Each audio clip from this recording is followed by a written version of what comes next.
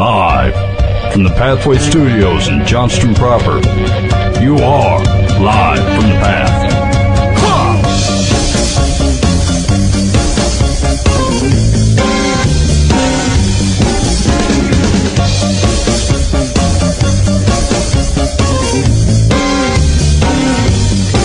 I am a working man, I get things done.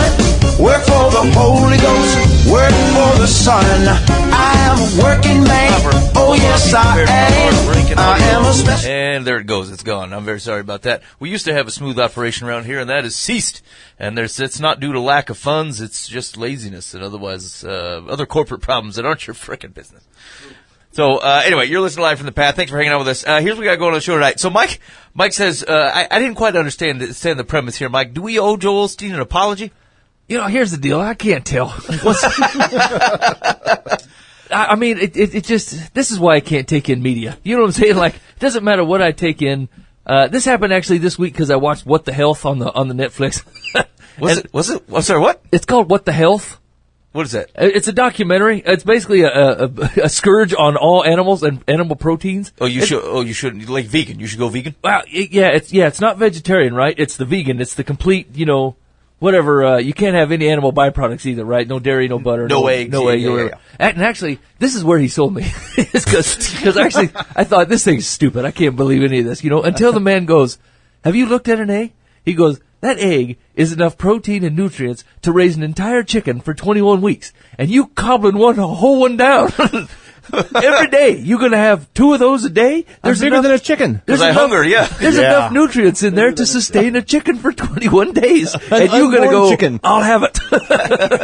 He goes, that can't be right. And I thought, about daggum. Maybe he's right. That does seem a bit excessive. It's not like I go pick up an entire chicken and eat them head first. You know what I'm saying? Like I cut them into pieces. I serve them to the whole family. But not that little one. I'll eat all of his nutrients and protein for his entire gestation period in one go. And I thought, maybe I should be a vegan. Hey, but you know who doesn't consider that? Like a lion that otherwise takes down an antelope.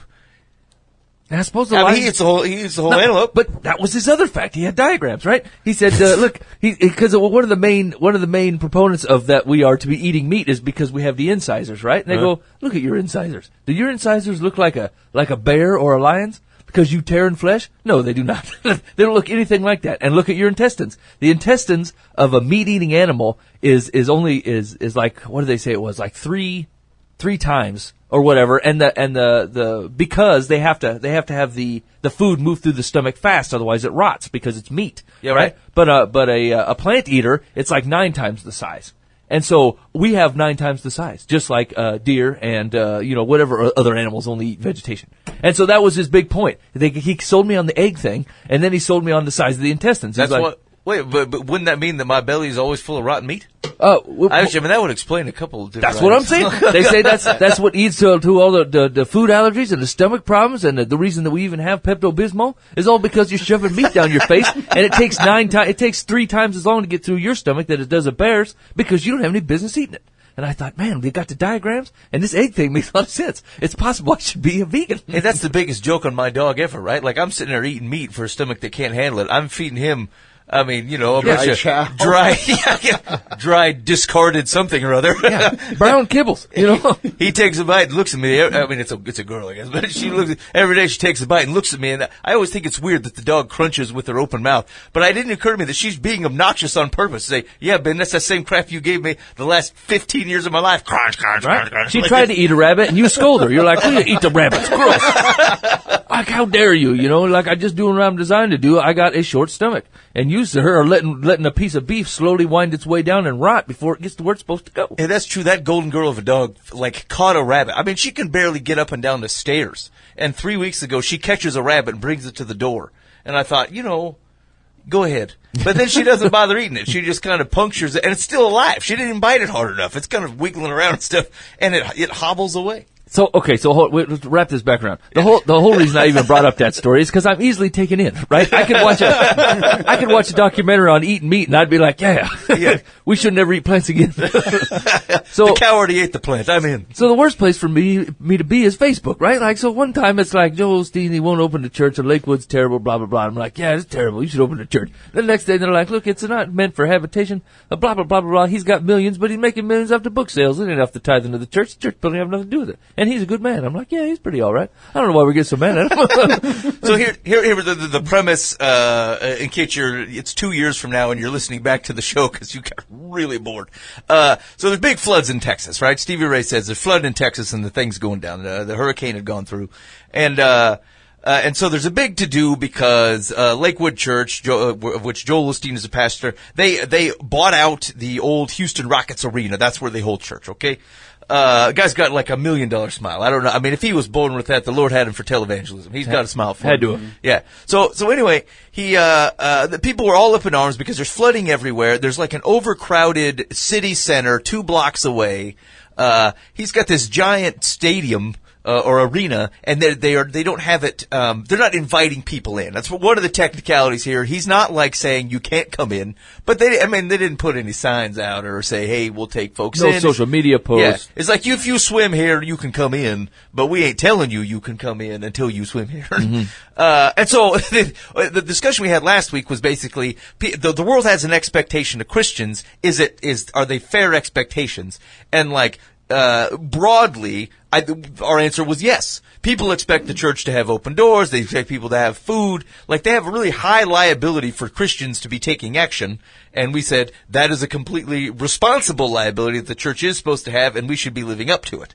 But we said also, like, they've picked out a dude, and ignoring the, hundreds of churches or thousands of organizations and people that are otherwise doing something that aren't necessarily making the front page. It's just they've singled him out, because of the amount of money, frankly, that he has personally, the amount of money that goes to the church, and the size of the operation that they otherwise seem to have. And here's the thing, what it all boils down to for me is that third one that's the stinger. Right? Like, the reason that most people call in the Red Cross or whatever is because they are attuned to doing this on a large scale. And if anybody is capable of serving 11,000 people every Sunday, it's Lakewood. They're set up for it already. They got the cups, they got the spoons, they got the coffee makers, they got the food, they have enough room, they have the air conditioning size for it. If there's anybody that is set up in that town to accommodate that many people on a regular basis, have the staff to handle it, have the organization already in place to get it done, and can follow all applicable laws to do it, it's them. And so, like, if there was a legitimate, what it ended up being for me is it was a blindness on their part to think that they didn't have to speak to it. Because let's say they were legit, and they couldn't. And they said, look, it's flooding in here, or we're not the best option. There are better options out there, right? You at least have to say that. If you're going to be the McDonald's, you got to be ready to take the hit for the rest of the fast food industry. And the same thing is true. If you're going to be the biggest church in town, and probably one of the biggest churches in America, you got to be ready to speak for the team.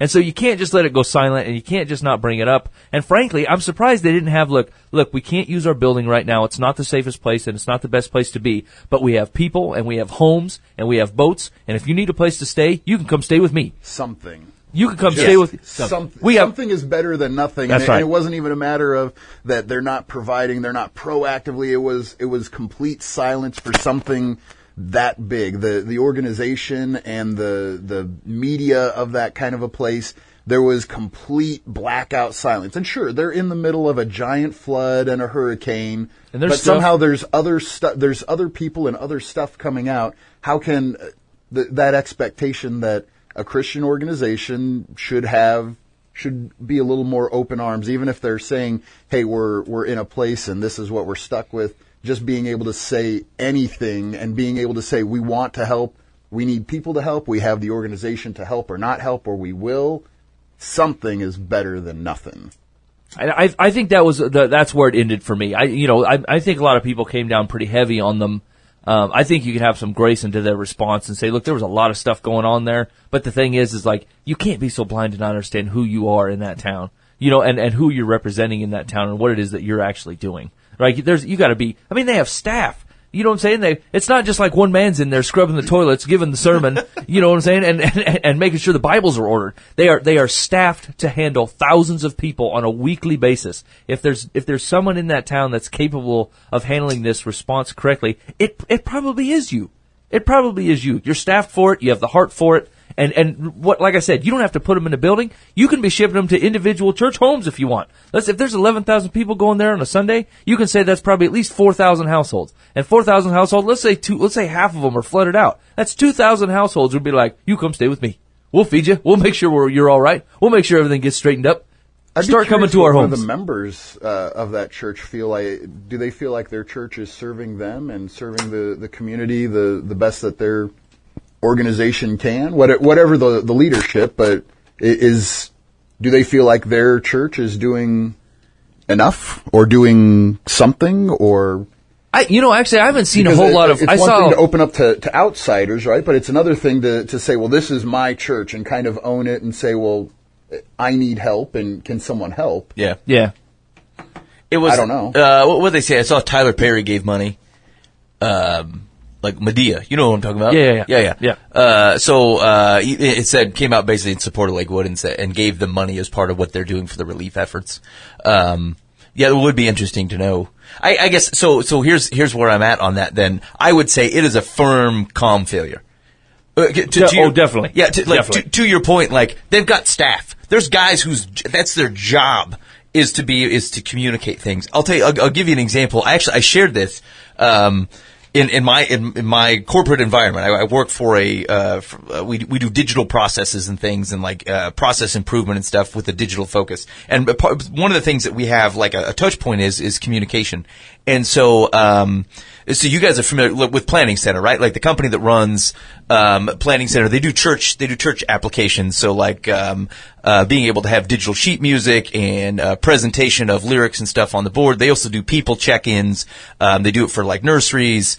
Scheduling for the band, scheduling for the tech crew. Yeah. So like they just and they have a giving platform. They got like a host of different apps and stuff. And so they sent out a notification. I'm still on their email list. They don't know that I don't use any of their products. So like they had seen some massive degradation in service, was like a couple weeks ago, especially with their check-in platform. And the transparency of this company in talking about, they were like, we figured out what happened. We had tried to make some improvements and we saw some progress. However, here's some lessons we learned, things we did not do correctly in this instance, which otherwise would have helped the situation. Here's what we're doing. Like they listed, like, I know the type of equipment they bought. I know the type of database they run. I know how often they spend time on it. I know when people come in the morning to look at it Sunday, because they're like, we know this is important to you and it's important to us, and it kills us to think that we may have let you down in these weeks, that these things weren't running as fast as we can. Here's the troubleshooting items we take. Every once in a while we'll take away a feature because it tends to clog up things. We took it away trying to figure out this problem. So like they give you like a short synopsis, and then they said, if you want the details, we got them. And like it was impressive. It was the level of detail was impressive. The information they provided, and the obvious understanding of what the expectations of their customers were. Mm-hmm. And saying like, we know that this is important to you, and we know when we failed you, and we want you to know that we're going to fix it. And like, it was one of the best failures, like communication of a failure that I'd seen, and I've seen that company do that multiple times. They're just very good at communicating well. And so I give that example not because you should think of people who need help or church parishioners as customers necessarily, but like, you got to know who you are. You got to know the role you play in someone's lives, or what the expectations are, and you have to be able to speak to that. And so, irregardless of whether they were working behind the scenes on some things, of whether their building was accessible or not, whatever that was, it is a straight up communications failure. And I think, Mike, to your point, a lack of understanding who you are. That would have been the first thing I would have thought of, right? Like, as a flood comes in, I think to myself, hey man, how can we use the building? oh, we can't use the building, it's not safe, or we're not prepared, or they better go somewhere else because FEMA's over here and can log them in, or whatever the 15 reasons might be. The first thing I would say is, hey, we'd love to be able to use our place. However, there's better options for you. You should do this. First try this, then try this, and just know that we're coming in right behind you with blankets and materials and money and stuff, and like, we regret that our space isn't available, so we're going to do the very best we can to make up for the fact that something we have at our disposal can't be used. Yeah. You know what I'm saying? Like, it was a really good opportunity. And here's the thing. I don't want to speak as if I know that wasn't exactly what they were thinking. No, and they could have been very well. They've been totally their intention, but definitely a missed opportunity. It was definitely a communications failure. If every benefit of the doubt is given, for an organization that big, that many staff, that many people, that much money going through, you got to do better than that. Like that would have been that was just as much a corporate failure. We would have had the same problem in an organization my size, like Fortune 100 company. It'd be the same thing. There's an expectation that you react to certain things in certain ways. And so, if I'm going to be fair, I know that's a hard fail. Yeah. Everything else, like, I would agree. I think I think there's grace there. I think they overstated, like, even the pictures where they're like, hey, the building's flooded. It wasn't there. Some of them weren't actually their building. It was like a few blocks away, or it was the parking garage. They were like, the parking garage. And you're like, I hate it when my church parking garage floods. I'm not overly confident at this response. Here's the thing. They didn't own it. They didn't own it till like 4 days later. They kind of chip-shotted some responses and some reactions, without addressing the problem. Like, here's the thing is this is true from a corporate communication standpoint, and frankly, even personally, if you don't tell people what's going on, they just think you suck. Right? They don't know the difference. They don't know what's going on. People will just fill in the blanks. Correct. Imagination starts to run wild, and the longer the imagination is allowed to run without just having some sort of a grounding. Yep. The more it looks and sounds like what's on Facebook and that's right, and the news, and it's just a junk mess. Yeah, internet trolls get to fill in details. So you provide details. That's why no one's ever going to come at planning centers. Freaking guys are ready for it. They're like, we give you every detail. You know everything we're doing. And you can criticize the detail if you want to, but you don't get to control the facts. And so, again, it was still a comp failure. They let it kind of punch around for a few days. And so, like, if there's a lesson, there's probably like a church lesson here. But I would say there's also a personal lesson. And this was one thing, like that quote, if you don't tell people what's going on, they just think you suck. I interviewed a guy who ran one of our call centers, and he was moving back to the East Coast. And like, if you run a call center and people like you, that's a tough job to leave because that's a lot of people. There's a lot of people in call centers. And so, he was having a hard time because he loved everybody there and didn't want to go. And he said, I'm really having a hard time. But the truth is that like, I got to talk to people about it. I have to tell them, I have to help them understand my situation because otherwise, there are consequences to being in a rough spot, and if you don't tell people what's going on, they just think that you suck. They think you're just short-tempered with them, or they think like that you're just ignoring phone calls, or whatever it is that's the output of going through something. He said context will help people understand you because they've been there. Like they've had something that relates to that, right? Mm-hmm. And so anyway, it's that same thing. They let that punt around just a little bit. And I hope it's just something that they learn from, and it reinforces like the real power that a church like that has with their size, with their resources, and people look and say, we have an expectation of what Jesus people do in this situation. Are you doing it? And we should, and I think what we got right last week was, yeah, we should be able to live up to that. It's a high liability to be a Christian, and it's ours to meet. Yeah. So. I'm not going to say I'm going to be sad to see the whole situation leave the social media. Because, I mean, the internet's vicious. They're just vicious people. They just come out of the woodwork, And like, and it really is. It's a ping pong match, It's just like listening to, it's like reading Mere Christianity or reading anything by that guy. Who is it? C.S. Lewis? Yeah, C.S. Lewis, where he does counterpoint with himself. You know what I'm saying? He'll like give a point and he'll be like, yeah, right on. And then he'll give his own counterpoint against it. I'm like, well, that's right on. And then he'll counterpoint right against it. And he's just sitting there arguing with himself, giving, well, if you think that, dig on this. And so I had to stop reading him because I just get so confused. It's like Job and Romans. Yes. Both of them are like, yeah, you know what? I agree with that crap. I wasn't supposed to agree with that, was I? Yeah, by exactly. No means. Dang it. Yeah. Eliphaz got me right about this. You've done something wrong, Joe. Anyway, yeah, I think you want to take something away personally. This thing, look, have some grace for God's people, right? It's not like they waited for the flood opportunity and then Osteen go in there and stuffing all the gold in the temple in his pockets and running out. You know what I'm saying? So like, although the Babylon Bee, which is a Christian satire site, did an article that said like once the streets flooded in Houston, that Joel Osteen was out there in a yacht handing out copies of his books to people swimming around and going, "Your best life is now." And so that was funny. And so Snopes.com, someone submits it and says, "Is Joel Osteen really doing this?" So Snopes has, Snopes is a debatable resource anyway, but like, they went ahead and checked it and debunked that it was happening. But like, at least for a very small portion of the people in the earth, they thought, yeah, that's believable. This could be the deal. The Lord you're coming into time of favor. Swim on. Since that's the problem with that stuff is we just don't know what really happened. Yeah. Yeah, that's why I've not engaged like in all the debates and I was like, I don't know. I wasn't there. I don't know the workings of a mega church. I mean, that's like if they go into your corporate world tomorrow and say, we need 20,000 donuts by noon. What's wrong with you? You have the space. You're like, we're not wired for 20, and that's not what we do. You know, we're wired to handle people for an hour at a time and shove them out and get a new 100. You know, we don't have beds.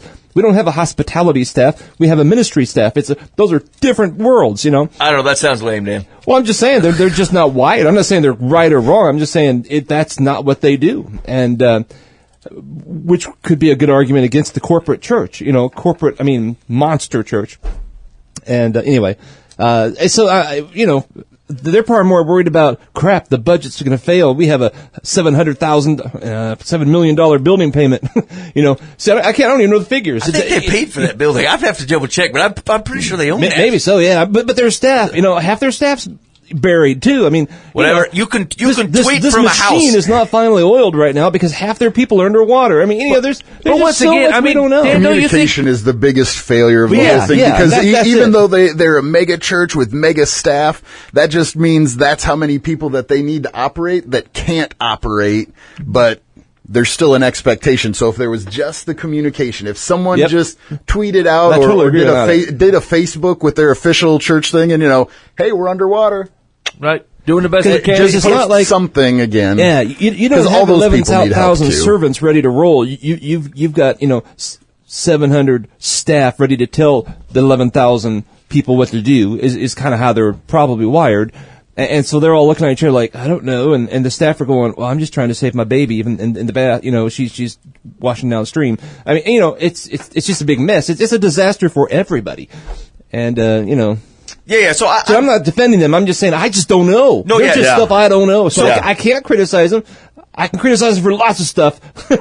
Right. I just don't know. But the communication, that would have solved a lot of stuff. It solved everything. We wouldn't even be having this conversation. Exactly. It would have came and went, and it would have left, and we'd have said, man, the church gave it its best shot, but like, what are you going to do? They're underwater, or the electricity's out, or blah, blah, blah, blah, blah, blah. We'd already known and fill in the blah, blah, blahs, and we would have nothing to talk about. We're thinking they're sitting around there eating Funyuns going, man, this is awesome. Look at this dry space. You know, this is what a natural disaster looks and sounds like in a huge area, right? Yeah. And here's the deal. I personally don't have that liability to explain to people when I'm in the midst of a natural disaster why I'm not opening my home, right? But the position that they are in. This time, now you know for next time. Right, Ben? Yeah. Ben Foust has not said it, has not opened his home yet. Next Facebook post is ready. That's right. I heard Ben, last flood, was handing out books of someone else's, saying this is the time. In a canoe. But right, like it comes, that's the thing, is like, that's why they're under derision, and the Third Baptist Church of Houston isn't getting the same question. Yeah. It's like, you bought the big building, you got the guy that lives well, like, people are already harsh at whatever that outcome is. Yeah, they already don't like him. That's correct. And so like, and unfortunately, like I said, being a Christian in times of trial, when people actually look at Christianity and want it to be true, it has a high liability here. And so like, if you're gonna own the big dome, you gotta have, like, you have to do better with that, at least on the comm side. I'm with Mike, and I think in agreement with where Dan's going too. Like, without knowing anything else, I think there's grace to be had on whatever the actual output of what they're doing is. Yeah, I mean, there's a flood happening. Yeah, right. But on the communication side, like, I'm confident that that's just a flat out fail. Yeah. All right. Reprieve. You know, if Noah was there, you think he would have sent something out or just left the doors open going, nope, 2, keep bringing them. Yep. 2s. Wait, we already got a couple of you. You're out. First 2 that swim to the door in. That's right. Someone get those guys books. Yeah. Sir, that's a giraffe costume. You can't do that. Let those rock people in. They're cool. They were a big help. Can you drown a rock man? I guess you can. Don't fall over, Stan. You'll never come back up. Oh man, I can't even approach that again, even at a comedy. I don't think there's rarely a movie that I've seen once that I wouldn't keep up. I wouldn't casually watch again, either because I liked it or I was reminded that it was so bad that I would watch it again just for that level. But that freaking Noah movie, I just can't. It's I can't even have it cross my screen. Oh yes, I know which Noah movie now. I flipped by it on the TV, and I wondered if there was some artistic liberties. I didn't realize Noah had a small army. You're lucky they didn't change Noah's name to Stan or something. You know what I'm saying? Like, that's how much artistic liabilities they took. They just did what they wanted. Well, so it has the rock people roots have roots in Kabbalah. So like Madonna type Kabbalah. Does Noah have roots in Kabbalah? Yeah, he's represented there. I mean, similar to how there are different. Think of it as like Epic of Gilgamesh compared to biblical account of flooding. Both agree that there's a flood, and then there's points where things start to wildly verge off course. I'm sorry. Did you reference Epic of Gilgamesh? Yeah, I have no idea what that means, Ben. We were talking about this last week after the show. No, yeah, nope. What are you doing? What's the cameras rolling for that? What's the gist of it? So here's the thing is a lot of people will say that the Epic of Gilgamesh otherwise it tells the story of a worldwide flood. Oh, yeah. And so the accusation points to Christianity and says you stole that from the Epic of Gilgamesh. Noah's story comes from the Gilgamesh epic. Now here's the thing. Both of them agree that there was a worldwide flood, and that's what you actually don't believe. So it's kind of a non-story. Right, because the dating is suspicious, and what people here. What I would say is, hey, both of these look and say there was a worldwide flood. Let's start there. Every major religion and the oldest documentation you can find that you think Christianity copied all agree worldwide flood, and you're like, no flood. So I mean, who's the idiot here? Yeah. So let's reverse the accusation here. Let's talk about where actually everything else agrees, and you're upset, and then we can get to your accusation that Christianity stole the discussion from oral tradition folks who actually just didn't write it down soon enough to your liking. Right, so that's where it comes from. It's just it's an old story that otherwise some of the physical evidence of the documentation of the story predates physical evidence of Christian documentation of the story. Yeah, I know. But the Jews were old tradition. I know. I thought Phil might not have known. That's why. Yeah. Thank you, Mike. I appreciate that. You look confused. Less embarrassing that way. Come on, Phil. Read your Gilgamesh. What do you do with your free time? My Little Ponies, not Gilgamesh. We're going to start switching that up at the house. You know what? This pony stuff ends now. All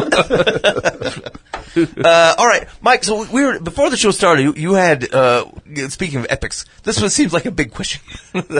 So hit me up with it. Here's the thing: is I don't even know how to frame it correctly. But I was just throwing a bunch of thoughts out there and trying to get a direction on my thought process, right? But I was thinking about this earlier today. Is I work and am around quite a bit of people that consider themselves Christians, right? But Jesus doesn't really define that. You know what I'm saying? He doesn't say Christians are and then hands it out, right? Nor does he really define.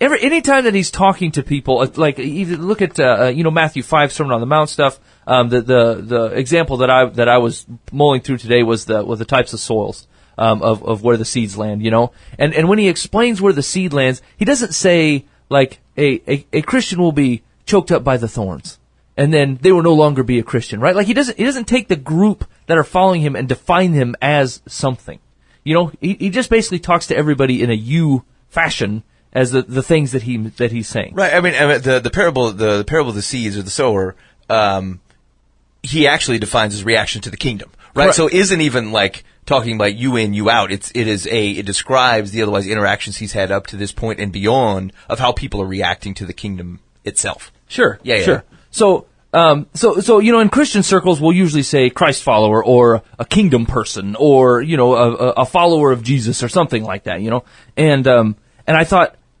Jesus never really said though. They're all. We have to organize it some way. Like I'm not saying that's good or bad or indifferent, right? But like Jesus didn't really point that out. And the only reason that comes into my head is because all these people that I know that claim to be Christians, I'm like, I mean, I'm certain that you're not. I'm certain that you're not, right? Because there's no action, there's no fruit, there's no follow through, there's no following of Jesus anywhere in this, right? You're just a Christian by whatever definition you feel a Christian is, right?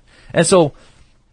What I was trying to figure out is, boy, I can't even, now I don't even know if I can point my question to a certain thing, right? But like, if you were going to define what Jesus is, how Jesus is addressing people when Jesus is talking, let's just do the Gospels, right? Like when Jesus is talking, how is he defining the people that follow him? What do those people do? What do those people look like? Are the classifications that we're calling them, are they actually accurate descriptions? And somehow, how has that gotten to be whatever he intended it to be, to whatever a Christian is now considered to be?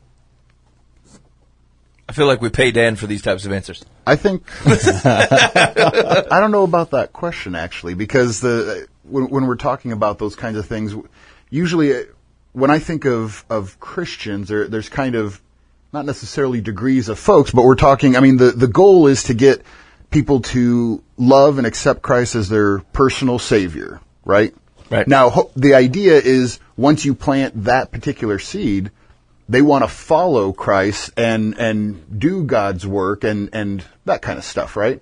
So there's the making the initial jump, and then there's the follow through. But a lot of folks kind of, I mean, just over the course of a lifetime, go in and out of following Jesus, walking the walk. Life happens, other things happen, priorities shift, but there's still that consideration of, well, I call myself a Christian whether I'm acting like it today or not, because I accepted Christ at one point. And I think that's kind of the broad stroke, typically, at least in the West, is when you say you're a Christian, well, you hit that point in your life, you hit that mark at one point. Are you following? Are you following through? Are you doing anything to bear fruit? That's kind of... Well, see, and that's actually where that question comes up is like, because I was thinking about the dudes with the thorns, right? Where they get put in the thorny soil, the thorns rise up and choke the whole thing out. Mm-hmm. And like, the general thought process of most people I know is like, hey, listen, if those thorns got rid of you, you didn't have it in the first place. You were not following Christ in the first place. Yeah. Otherwise, the thorns wouldn't have taken you out. See, that's not true. I wouldn't agree with that. I mean, okay, so that's exactly what I'm talking about. So, yeah. So what is it then? See, well, where I kind of strayed from you was way off in the beginning, though, when you were framing this. is Jesus actually talks a lot about becoming a follower. I mean, that's what the whole Sermon on the Mount's about. That's what the kingdom is. You can join me or not. I mean, he wasn't begging him. He wasn't giving him a sales pitch. He was saying, this is what the kingdom looks like. Follow me. I mean, all those disciples follow me. It's all about following. And I think where we went wrong is when we started going toward Jesus as my personal Savior. Is I don't see a lot of that in Scripture. He came to be the Savior, but somewhere along the line we transitioned it a generation ago or two into being, let's hold crusades and save people, and then we leave, and they never became followers. I mean, not the masses, but some didn't. Sure. And then we had to say, well, you're still okay because, 10 years ago you said yes, when you waved at the concert, and it's like, that's not in the Bible anywhere. That's completely made up and fabricated. It's just not true, If you're not a follower, you're not following, and we're called to follow, and be obedience so sometimes we're using the same vocabulary, but saying completely different things in the church, the modern church, because we've just kind of screwed it up so much, I think. So I think, so then the logical question then, Dan, I suppose, is that, so the disciples don't actually meet that criteria for a while. Like, they're following Jesus, but not actually following Jesus. Like, the way that they think of their enemies is not necessarily positive, right? Like, they're not. Well, yeah. I mean, it's a growing process. You're following as much as you get. But the whole thing is you keep taking another step. You continue to follow. You don't follow, one block and then stop and say, that's all I really needed for my life. I got my salvation thing down. It's like you're continually learning and growing. I'm a different person I was 5 years ago, for sure. But that doesn't mean 5 years ago I wasn't a follower. I just follow better, I think. I do things differently. And hopefully that'll never change. I mean, does that kind of answer what you're saying? I mean, yes. So I think that's where the gray area seems to be, right? Is like what we were saying is the following is the inertia, not necessarily the success, right? Because you're not. You're not Jesus. I think everyone's aware of that. That's not really the problem. But what makes that different? The guy who fails while he keeps walking how is that different from the guy who, just sat down? He just sat down and said, "Okay, I've done the thing. I've said the prayer, whatever it was," and then said, "Okay, I think I'm good. I'm just going to kind of do what I want to do." That's a different circumstance. Is that what you're saying? Yeah, definitely. Maybe my mind kind of shifted to a conversation my wife and I had earlier, and I can't even remember what caused this. Like, we were talking about possibilities of our children, making mistakes in life, and they're kind of past some of this stuff now. At least one of them is that what if one of our children were to get pregnant before marriage? Well, we would have known they made a mistake. They were godly people who loved Jesus who made a mistake. Right. They did something that even they wish they hadn't done, but they did, which is completely different than up yours, God, I do as I please with my body. That's not a follower. Sure. Mm-hmm. But I know people who would call themselves Christians, but will do whatever the heck they want with their body. You're not following. You're not a Christian. You can't define Christian by your terms, it's by his terms. And or the whole debate over, just the sexual revolution in churches, and churches that want to be more accepting, so to speak. And we just love everybody, and we're supposed to of course we're called to love everybody. But at some point you make them followers, and some of the things they're doing isn't following. But we want to put them in a church and say they're great and give them a name tag that says Jesus on it when they're not Jesus people. They're spiritual people, and hopefully they're headed toward Jesus, but they're not Jesus people. So don't call them Jesus people. It's okay to not be a Jesus person. It's not going to end well, but I don't define that. That's not my rules. It's his. I think we as people need to kind of define that gray area more, right? There's kind of the question of followership and the acceptance of Christ, but then part of that gray area, like the story of footsteps, right? You walk along the beach, you see one set of footsteps, and Jesus says he's with you, and then you have the hardest times of your life. You look back and say, Jesus, where were you? I thought, for someone who falls down like that, they're the ones that are most likely to break and have just a shift in their followership. Yeah. Are they any less any less Christian, any less Christ following, any less any of that just because we're all human, right? We all are going to have those failings and have those, we're going to lose strength at some point to some degree. And does that shift where we're at in that gray scale and how we would regard each other and others? Yeah, so I suppose that orients the conversation in the right direction, right? And so, normally, this is what makes these conversations tough. And like some of these we talked about when Robbie and Aaron were in here a couple weeks ago when they were talking about people who are come to their drug treatment program or their addiction treatment program, right? And they're broken when they walked in, right? And they're looking to change something different. And then you turn around and look at the bringing Christ to say Ben's workplace or my workplace, and we are playing the long game.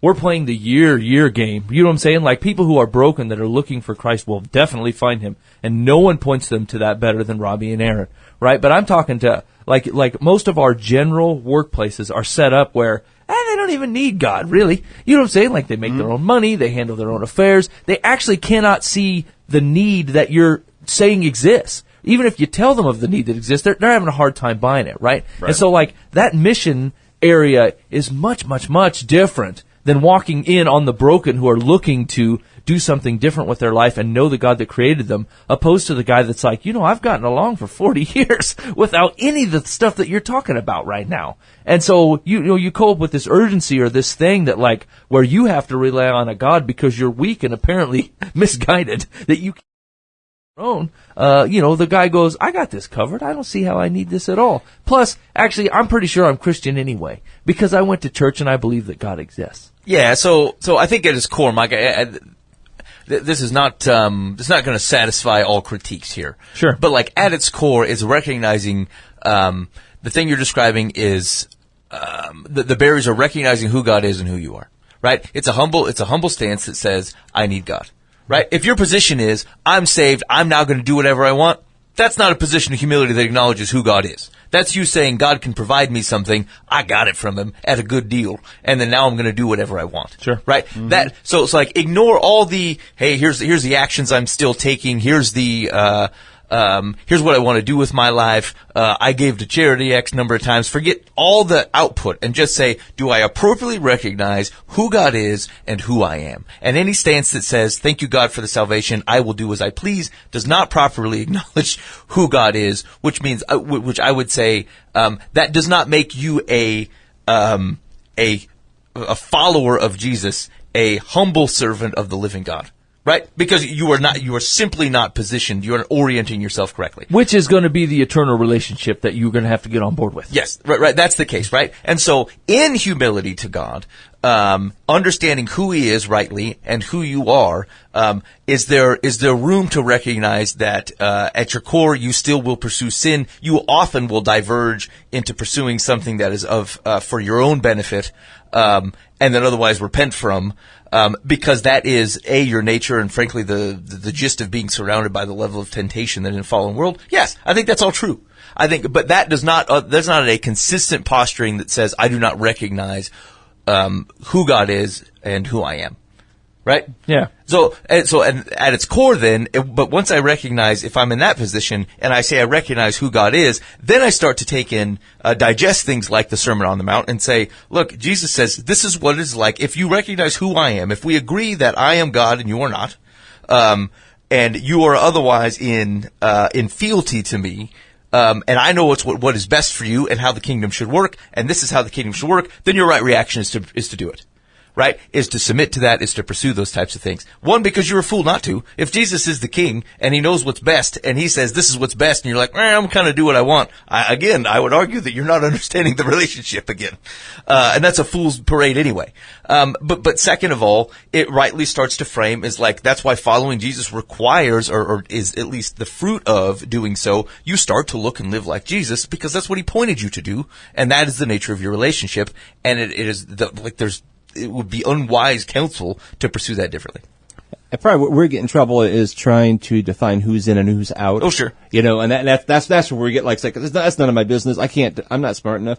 I just want everybody in. That's kind of how I've always approached it. It's like, of course you made mistakes. We're all a bunch of idiots and we're all fools, and we all have those weeds around us or the rocks or whatever. We get choked out by things, and then we clear out the weeds and we get back. It's that's our struggle. I think. Yeah. And I think in part of that's the caution Jesus has given us in that parable. Is say, hey, watch out. And that's kind of a side note of that whole parable is watch out for those weeds. You have a chance to be choked out. You have a chance to have a hard path time in your life where you're just like not listening to anything. And so here's the thing: is like I think at its core, right? Like that certainly can be agreed to. What if I look at the situation Mike is representing, though? Let's take a guy who's 25, 27, feel like he grew up in the church, has been baptized, says I've got the thing out now. I'm kind of going to do whatever I want. He doesn't come back to that scripture, Dan. It's not like he reads that and recognizes himself in it. And so when I say, hey, it's not my job to call balls and strikes, which I'm agreeing, right? Like I have no position to say who's in, who's out. Right. The question though is I see this man and he says, oh yeah, I'm a follower of Jesus. I'm like, well, he's mistaken and that's he'll be hot in it. Yeah. No, you're not. I mean, here's the thing. That's maybe the hard call, right? Because like here, I think sometimes we For the exact same reason that you're talking about. It's not my job to call balls and strikes on where people are at with Right. God. But the truth of the matter, if I love you, and you don't look like you following Christ at all, Yeah, I yeah. have got to say something to you. For Yeah. heaven's sakes, I can't leave you to just do that. And like we do such a placate thing where like, well, we don't want to get up on their business or make people feel bad or yell at them or blah, blah, make them, but and here's the thing, like, if I can look at your entire life and say, look, I hear you saying that you believe that Jesus Christ died for your sins and give you life brand new, right? But like, if you really believe that, there is no possible. It makes it really hard to know when you got to start pulling triggers, because I think most of the time we land on the opposite side of not saying anything and being like, well, I'll just pray on that. I'll just guys keep. So praying on here's the thing: is like I would actually call the discussion itself is probably your right basis point, because you come up and say something like that to me and says, "Hey, follower of Jesus," right? I'm like, yeah. I say, well, there's some things, right? You've noticed some things that I do, say, whatever, and you bring those up to me as a follower of Jesus. Although human reaction might be to say, "Piss off, I'm upset with you." Like at its core, I'm in. Okay, I want to hear it. So that's why the Bible changes me, right? And if I say, "Hey, I don't want to hear it," you can't tell me what to do. Okay, well, then that's not right understanding of who God is and who you are. That's true. So, like, just merely by bringing it up, look at the disciples' reaction, even when they're doing Last Supper, right? Like, Jesus says, "Hey, man, the guy that's going to betray me, he's in this room," and the whole lot of them, minus the old J.I., is going, "Is it me? Could be me." Yeah. Is it me that's going to do this thing?" You know what I'm saying? Like, these are guys that understand their plight, and they're like, "I hope it's not me." This is bad. That's right. That's the follower of Jesus reaction to when someone says, "Hey, man, Yeah. you are a follower of Jesus. These are the things that you're doing." And from where I'm sitting, it looks like you and Jesus ain't having that good of a conversation. And the guy that's following Jesus that has got lost in his way a little bit and maybe caught up in the thorn goes, "Dang it. Yeah, that is me. And yes, I'm not in a good shape. I'm glad you noticed that. Yeah. And I got to get right back on this thing. I appreciate you bringing it up." And pride goes, "How dare you? How dare you look into my curtains and tell me of my deals?" And then they Judas Iscariot and run for the hills. And Listening be like, to that pride, though, is part of the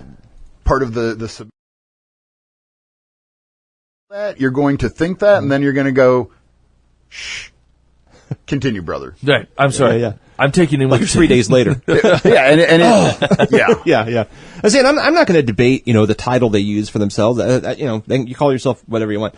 But we'll have the conversation over, okay, you're saying you're a follower of Jesus. He's going that way. You're going the other way.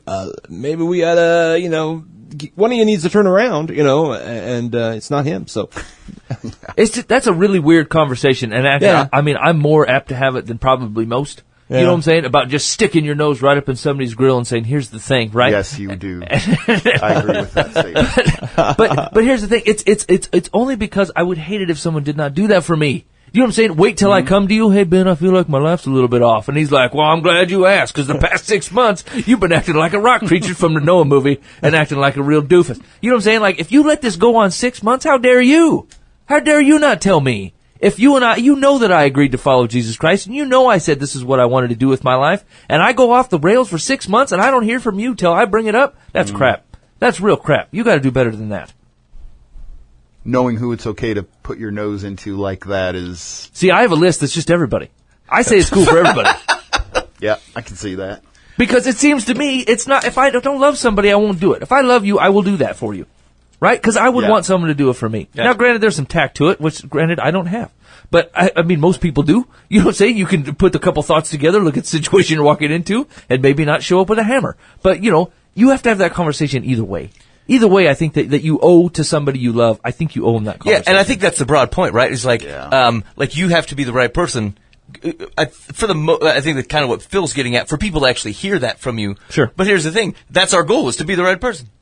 You know what I'm saying? Like, you can't hide out hut style from the world and be like, "I want to be the right person. I just need to make him phone some free time." Right? That's why you have coffee. That's why you make friends. That's why you like serve and love other people, so that when you talk, they listen, and then you become the right person. So we're people folk. That's true. And if you want to look at on the opposite end for the guy that wants to do the talking, look, if you ain't the right person for anybody, you're not doing this right. Right? You cannot exactly. possibly be the wrong person for everyone in the world. Yeah. You've got to do better than that. Yeah. Yeah, that means, because if you're that wrong of a person, that means some other guy, like a group of people who love Jesus, still ain't willing to approach you. That's exactly right. Like, I'd like to help that guy, but he's just a weasel. All right. Okay. I think we settled that one. Okay, good. All right. Oops. Oh, boy. America's fastest growing game show. Secular or Solomon? And you've stumbled upon America's fastest growing internet game show, Secular versus Solomon. I'll be Solomon in this one, Ben. No, that's not a role-playing game, Mike. Dang it. Can we have Gilgamesh in this one? Yeah. Just tonight. That's question 3. So here's the premise of the game. If you're new to the world, I mean, otherwise you had to have heard about it. I'm going to give you a proverb, a bit of wisdom, and your job is to tell me whether it is a biblical bit of wisdom or whether it's of the world. So Bible wisdom, you're going to call Solomon. Something that comes from non-Bible sources, otherwise worldly stuff, paganism, I like to say, is going to be secular. And then I need a country of origin because we need to know where this nefariousness is coming from and root it out. All right, so that's the goal. I will give you the bit of wisdom. You tell me secular, Solomon, country of origin. Mike will assign the points, and we'll go round robin. I will do my best to keep track of whose turn it is. If not, you're just going to have to live with that. It's late, boys, and I'm the host, and I do what I want. Here we go. Question number 1, starting with Dan Huth. Secular or Solomon, a country can be judged by the quality of its proverbs. A country can be judged by the quality of its proverbs, secular or Solomon. I'm going to go secular on that, and trying to think of where that might come from. Country can be judged by that. That's got to be.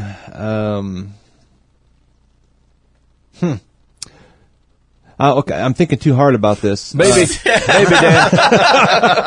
You have literally no skin in this game. I've not read this particular nation's proverbs, so okay, I'm gonna go. It's secular, and we're gonna go Afghanistan.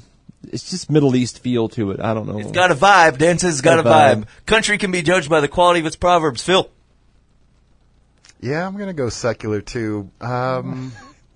Thinking further east, though. Maybe India? India.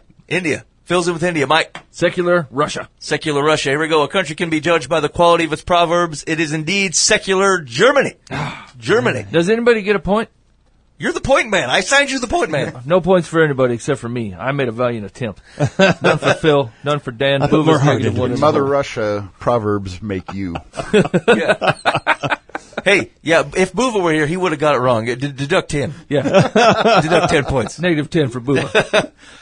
Secular or Solomon, a house without a dog or a cat is the house of a scoundrel. A house without a dog or a cat is the house of a scoundrel. Phil, do you have a dog or a cat? I have a dog. Okay. All right. Secular or Solomon? Secular, it sounds like. Dog or a cat? Sweden. Phil's in with Sweden. Mike? I'm going to go secular and Colombia. Secular Colombia. Dan? Yeah, I'm going secular, and it's got to be Hurricane Harvey. It's not a country, Dan. But it was raining cats and dogs. This requires Phil, you laugh at stuff like that, and that's what keeps it You coming. encourage me. I'm the drummer. I had to do the rim shot. We've been working on a stone cold silence on them jokes for 5 years now, and here you come laughing it up. We've lost every benefit. Okay, in that case, I'm going to go with Japan, and I will not say why. Dan, it does not specify whether the dog is or cat is on the stove or not, so Dan goes with the Far East. A house without a dog or a cat is the house of a scoundrel. Secular Portugal. Portugal. That's no point. Ben, were you working on that joke like all day? Because that was. I don't want to say it's good. You know what, Phil? I'm going to deduct some points from you. -5 to Phil. Hey, I kept talking. That was the problem. here's the Phil has a nice warm face, and so that was actually more insulting than how it came across, because it says, I don't think you thought of that off the cuff, Dan. He had to have fed you the Proverbs editor. Quietly inside, I'm thinking, I got to remember that. It's almost too good, he says. It's almost Phil quality. The nation of Hurricane Harvey. Secular or Solomon, love not sleep, lest you come to poverty. Open your eyes, and you will have plenty of bread. Love not sleep, lest you come to poverty. Open your eyes, and you will have plenty of bread. Secular or Solomon? Boy, Ben, that really just that strains Solomon. I'm going Solomon. Solomon, Dan. That is definitely an Italian secular proverb. Hey, man, they awake all night in Italy. They like the bread.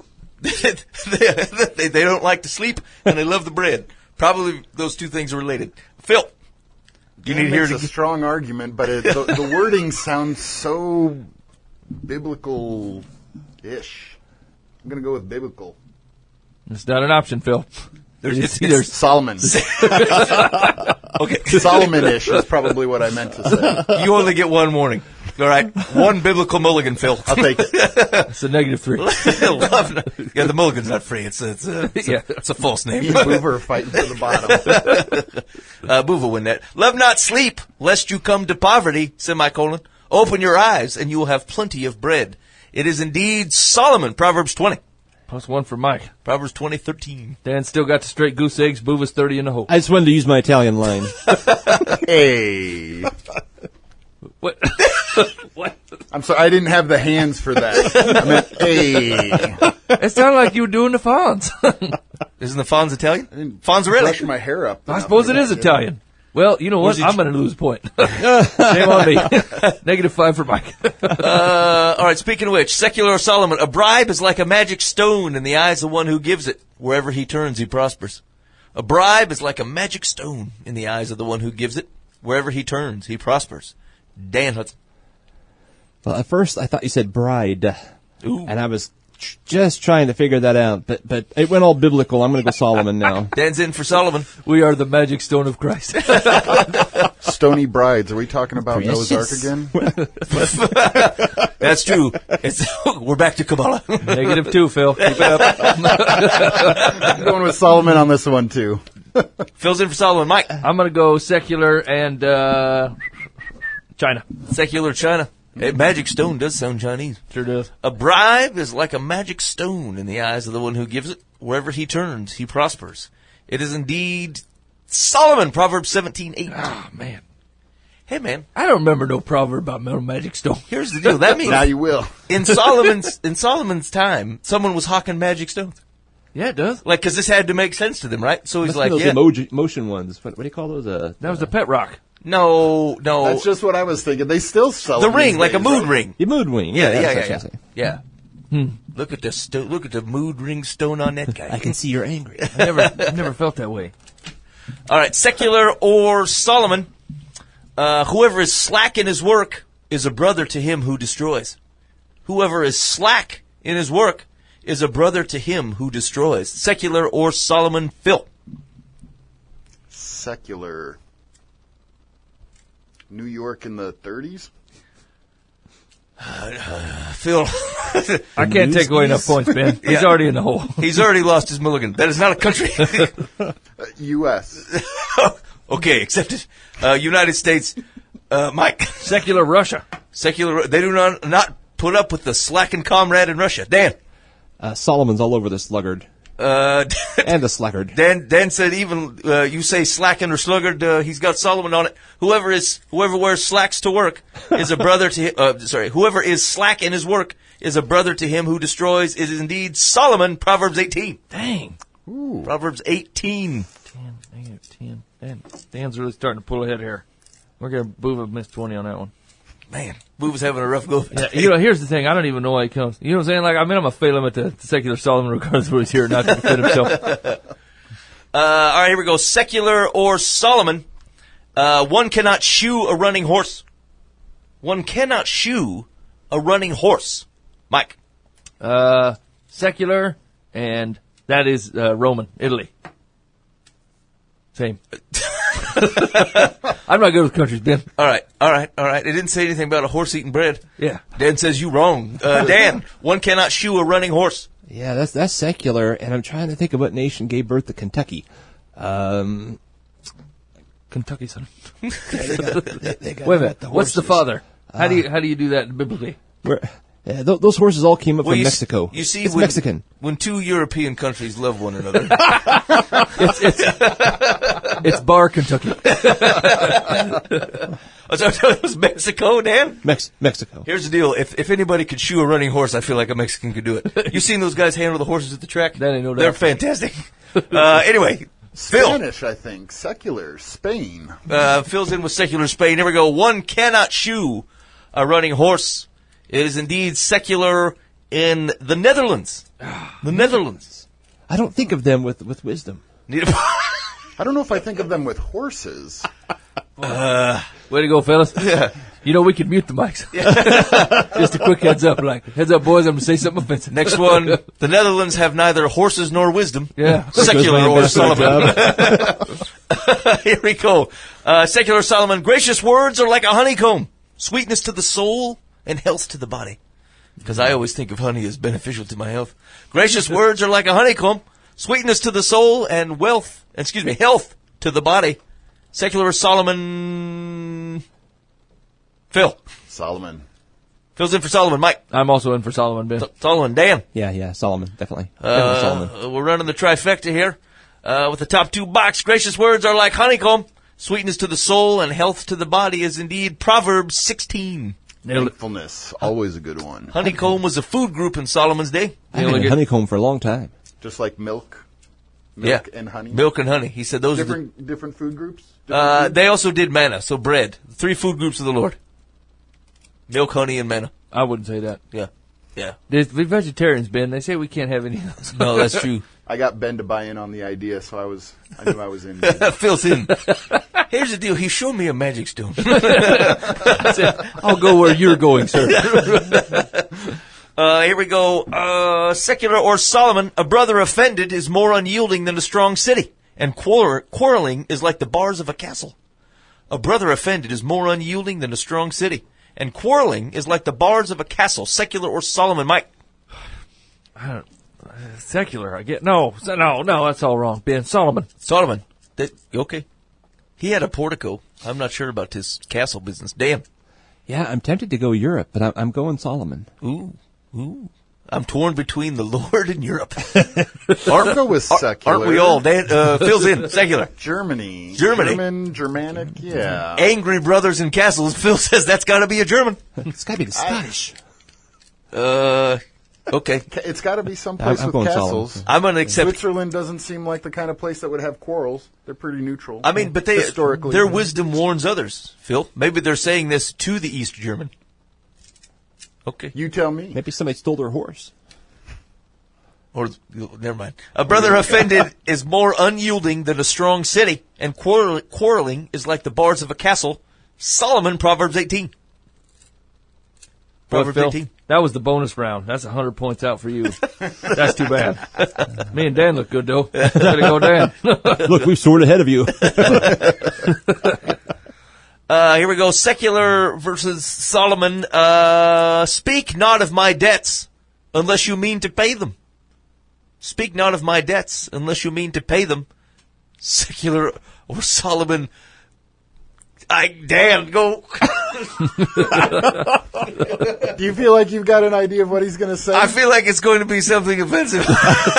I feel like I know where it's going. Go ahead, Dan. We're waiting. It's secular and it's Italian. Now, see, you set him up. They couldn't have said nothing without someone going, "Oh, Dan." Oh, shucks. You whippersnapper, you. Chile always owes money. All right, Phil. The Italians who moved to America. I'm going to go with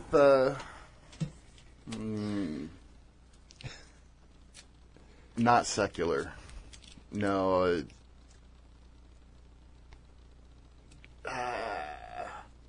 Come back.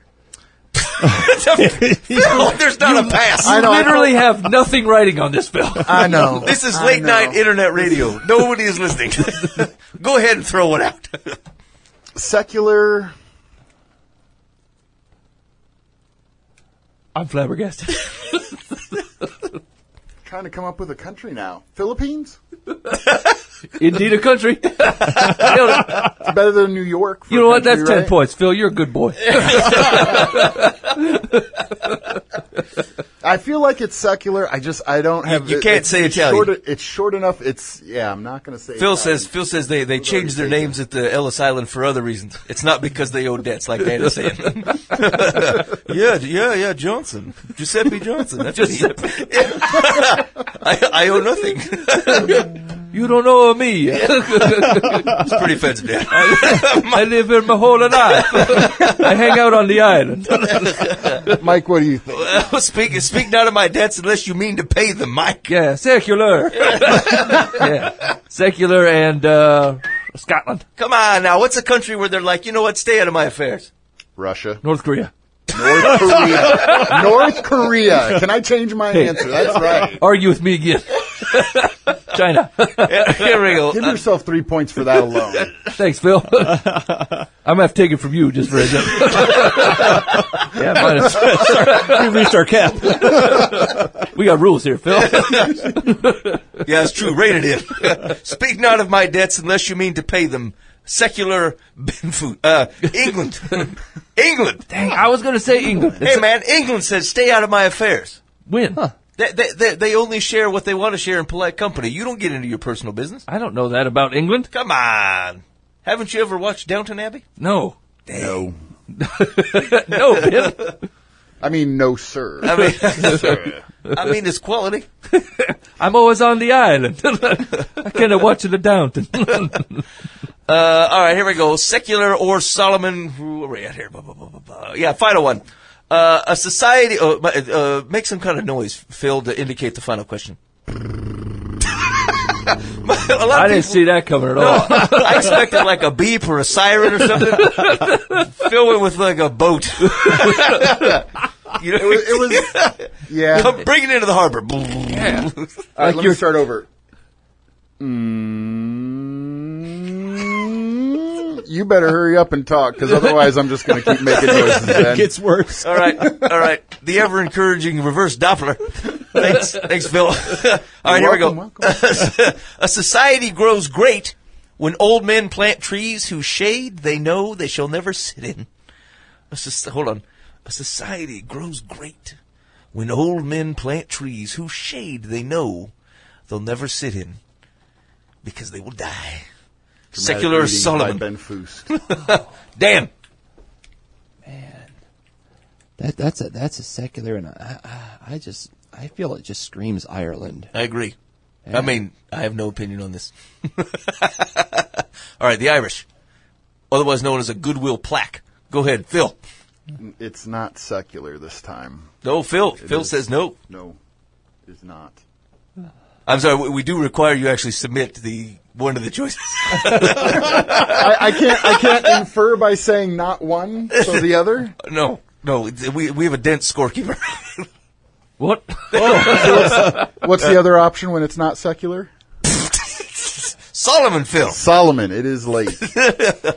Phil's in for Solomon. Mike. You're 150 in the hole, Phil. I ain't put over this garbage anymore. Yeah, that's secular Canadian. Canada. You know. I'm going to lose 150 points.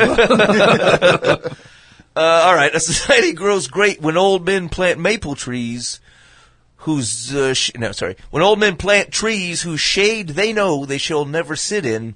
It is indeed secular Greece. Ah, man, that's close. Greece. And them fellows are always I old know I in had Greece. heard that before somewhere. If you heard it before, it came from a Greek. Probably during the Olympics. Yeah. They make yogurt and wisdom. Greek. They also can't pay their debts, though. I wonder if they have that English proverb. They use that one, too. Stay out of my affairs. All right. You've mistakenly stumbled onto America's unproven, fastest-growing internet game show, Secular vs. Solomon. If you want to see past clips of the show, because you know you do, go to livefromthepath.org and search for Secular vs. Solomon. There's plenty of folks out there, quality guests that have visited the show and done absolutely horrible on the program. Yeah. And just like Bubba did. And so, yeah, boy, Booba was like 460 in the hole. Yeah. I mean, pray for him. That's gotta hurt. I mean, we usually run on like a 10-point scale. Yeah. I don't even know how he did this bad. Yeah. I mean, that's a failure on a massive size. I mean, that's like sitting on a hurricane messaging for 4 or 5 days. We really love him. We're all going to need to talk to him after the show. Yeah, that's true. We'll send him messages. Yeah, if you love him, we'll bring it up. I did it earlier today. I mean, here's the deal. I could call Booba to repent of his ways at being so bad, but Phil forgot that Solomon was even an option 80% of the way through the game. He could have been cutting it wise. Either way. Who's the other guy? I knew it was definitely not the wrong answer. Was that the wrong answer, that one? Yeah, I don't remember, Phil. Anyway, congratulations. Good job. It's because you did such a great job, the thrift store priest is going to look at you for the rest of the program. Congratulations. What a great honor. Hey, just for a heads up, Dan did win that game. Dan, congratulations. He was the only one in positive. And I even deducted him points just for his general personality and demeanor. And he was still in a positive. I mean, he really knocked it out of the park. All right, Mike, who needs some advice? Dear Live from the Path, my husband and I have been married for 26 years. We have a daughter, 25, who recently graduated from college. We will have a small gathering of close friends and family to celebrate. Good. During our entire marriage, anytime we invited my in-laws to birthday parties or other special occasions, they have never accepted unless we agreed for the event to take place in one of their homes. I feel at this point they no longer deserve more invites. Although they were invited to attend the graduation, of course they refused. My husband feels we should invite them even though he knows they won't come. I feel they don't deserve any more invitations, but my husband refuses to agree. I've never been unpleasant to them or spoken about how I have felt about their snubs. My daughter has also reached the point of not caring if they're included because she feels the same way I do. Under your influence. Go ahead. Am I wrong for feeling this way? Yes. I mean, kind of. Yes. Just invite them. It's understandable to feel that way, but it costs nothing but a literal breath or even less than that, a single text message to extend the invite. Yeah, at the most, you're out 60 cents for a stamp and an extra couple copies of the invite. Send it out. Yeah. Yeah. I mean, even if you're the conniving type, just use it as another nail in their coffin. Send another one out and go, see? They never accept them. Yeah. Just say, just continue to accumulate evidence until either you or they pass away. Yeah. I mean, where are we supposed to host their funeral? You know what I'm saying? Like, these guys are completely unreasonable. There you go. I think the funeral should be at your home. I mean, well, couldn't they you won't just care. Couldn't they just plan better too? Just plan it at their parents' house and then let them know, hey, you're invited to your house for something on such and such a date. That's true. Just have caterers start Please setting make up in the morning. No, caterers. No, just say you will be serving chocolate cakes and rotisserie chicken. And just make it outrageous so they have to respond and say, well, we don't want to have it here. And if they say yes and they roll with it, once is enough to say, we're doing this again. Yeah. Every time. I can't wait for the next birthday when we bring it over here and they just do what's told. I would announce it. I would to everybody at the party, hey, if you tell them to do this, they'll do it. And either they'll change their ways or they'll be hosted parties till Kingdom Come. Yeah, and those true. parties are going to get progressively bigger each event. Yeah. Yeah. At the bare minimum, just send the invite. What do you care? Yeah. Agreed. Yeah. It doesn't appear that she even really wants them there anyway, but if you want them part of your life, then go to a neutral, go to a park or something, you know. That's still not their house, unless they're homeless. Yeah, it sounds like they'll only do it at their place. own. I thought it was just not at. They wouldn't even go to the graduation. Right. Yeah, that's right. That's Which right. is assumed is at a center or something. Yeah. Okay. Secular says, not knowing why your in-laws are reluctant to celebrate milestones with you outside their homes, I can't guess their reason. However, you are entitled to your feelings, and from my perspective, you should have asked them the rationale for their reluctance years ago. That said, I do not think this is time to punish them, particularly because your husband feels so strongly about it. They are his family. Send them the invitation, and you'll be beyond reproach. Who knows? They may surprise you and attend. However, if they don't, it will be on their head and not yours. That is a good point, though. This has never come up with conversations. Hey, Carol, how come you and Dave refuse to leave your house to come to or get together? In 26 years, did they even go to the wedding? Unless it was at their house? 26 years is a long, very solidly consistent... I mean, wouldn't you figure if it was health problems or they're just hermity people, she would have said so and be like, look, he's a bit of a recluse. He don't like coming out. Or you know what I'm saying? Like, if they had a reasonable expectation here. She's writing it. This goes back to the wedding 26 years earlier. Something happened. You know, if there was a concern, that set of parents would say, no, I object to the wedding. Not having it at their house Except was one for of the best choices. They didn't like the dress. They weren't there to see it. They were still at their own house. Yeah. They didn't go to the church. They wanted to make Glitch the was flowers, and the bride wouldn't let her.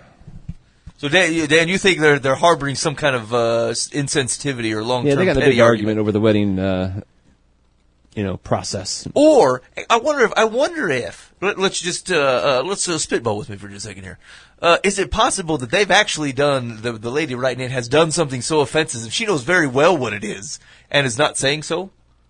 Yeah, at the wedding. If they're still Eyes going might to still hold be grudges right. for Like decades and decades, that would have been... We kidnapped Carol and Dave's dog and sacrificed it at the wedding altar. But I failed to mention it in this query. I don't know why they're so upset.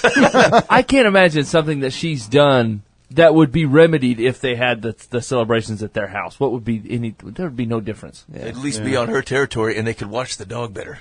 No, that's true. If it really was the dog sacrifice thing, I suppose at least they could keep an eye on the animals. Well, it doesn't sound like they have a strained relationship other than this, right? Yeah. It's just they just don't do events that normally you would celebrate. Like big accomplishments. Everyone has their quirks. Yeah. This is a weird story. Anyway, we've solved it correctly. I wanna that's know true. more. Put a stamp on it. Yeah, you're sending the invitation. Okay, dear life from the path. I'm turning 30 and I've had many relationships. Oh. Some of them lasted more than a year, but many have been short-lived. I've been engaged once and proposed to 3 times. It's a joke among my friends that I'm a serial dater, but I don't feel it's worth my time to sit around and be depressed about something that's not working out. I've been seeing someone now for the last 4 months, and I can honestly say I've never felt this way before. We complement one another in so many ways and have much to learn from each other as well.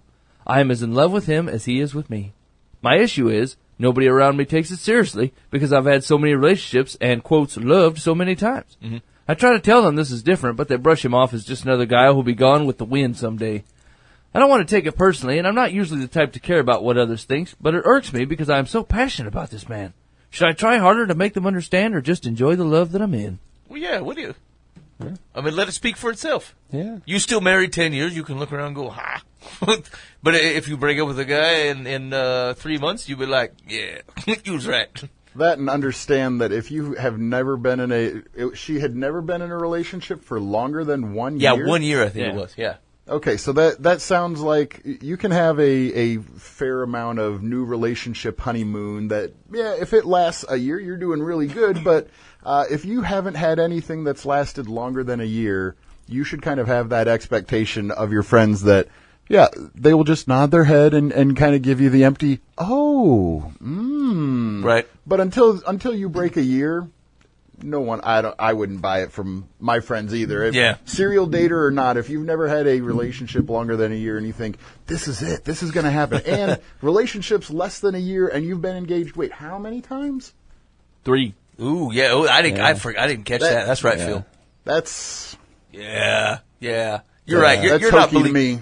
Your friends are right. You're not believable. Yeah. I'll start believing it. You tell me when you hit 12 months and we'll talk in 13 months. And that has nothing to do with your relationship with this guy. Yeah, right. Just Dan, enjoy get him. him. Yep. Yeah. You trying to marry a man, or you want to spend a life playing ha-ha to everybody you know? Right? Like, what's your point in dating this man? You want to show everybody that you can date a man? Or do you want to get married and live and have a family? 14 months in your face, Becky. Like, what's the point of that? Well, and if part of the question is genuinely, should I just enjoy the love?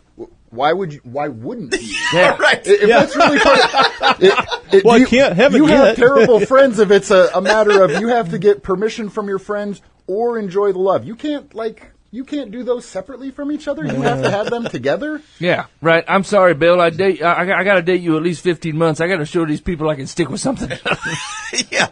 That's a real winner. When we were dating, we moved our wedding date up from December to August. So not a significant amount, but we moved the date. So all of my friends thought, Cheryl's pregnant and everything. Right. And I wanted to run around and tell everybody, no, that's not the deal. We just wanted to I'd like to try I'd like to try to get her pregnant, So that's why we moved the date up. That's right.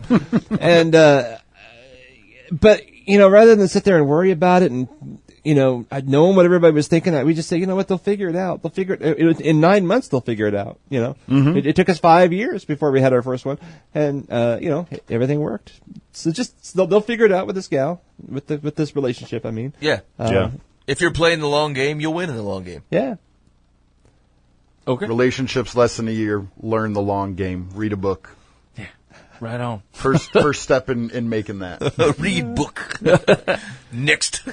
Secular says, just be happy. Sometimes the harder we try to sell something, the more resistant the buyer becomes. You don't have to convince anyone that this is a real thing. As the relationship develops, those around you will see it for themselves. Yep. That first half, 2/3 of the advice sounds like it talks to the guy who was trying to sell that magic stone. Yeah, that's the truth. I mean, here's the thing. I mean, I know a guy, he'd been a solid alcoholic for 10 years. He'd come up to me one day and be like, I quit drinking yesterday. And then I'd laugh and laugh. And I'm like, what? You've been to less than 24 hours. You know what I'm saying? Like, you quit no drinking. And so, like, the same is true with you've shown everybody a past and said, I can be counted on to act in this way. and then you show up one day and say, I don't act that way anymore, you got to give people a little bit of time, just to soak that in. And like you're not going to spend all your time proving it to them. Just, enjoy what you're doing. Hey, you've been listening to Live from the Path. Thanks for hanging out with us. We really do appreciate it. Next week, I do not have any plans. Hey, here's what we got going on, though. Crystal Joy has her next book is out, and so we're going to be talking to her in October. Cool. Excited to hear that. And so she will be in studio. Look forward to that. Who else? Oh, shoot. Didn't we have someone else coming in? Hey, we're going to talk to a guy doing prison ministry. Yeah. We're going to hold him because good news changes the world, even in prison. And so we got to see when we talked to Robbie and Aaron from the drug rehab side. We touched on the ability for that good news to help people while they're in prison. But I want to look at that a little bit more because good news changes the world, and we want to be reminded of how it's getting done. So hopefully that'll happen here within the next 2 or 3 weeks. And in the meantime, go ahead and check out livefromthepath.org. Old episodes of Secular vs. Solomon, musical numbers, and all that. Oh wait, someone else had a new. Who had a new album out? I'll remember next week. I'll get it for you next week. All right. In the meantime, be faithful in the means. God will handle the ends. You've been listening to Live from the Path.